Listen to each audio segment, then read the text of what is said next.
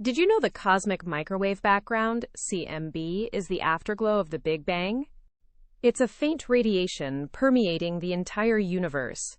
This radiation originated about 380,000 years after the Big Bang. At that time, the universe cooled enough for atoms to form. Before this, the universe was an opaque plasma. The CMB provides a snapshot of the early universe. It reveals tiny temperature fluctuations that seeded the formation of galaxies. What do you think those early temperature fluctuations looked like?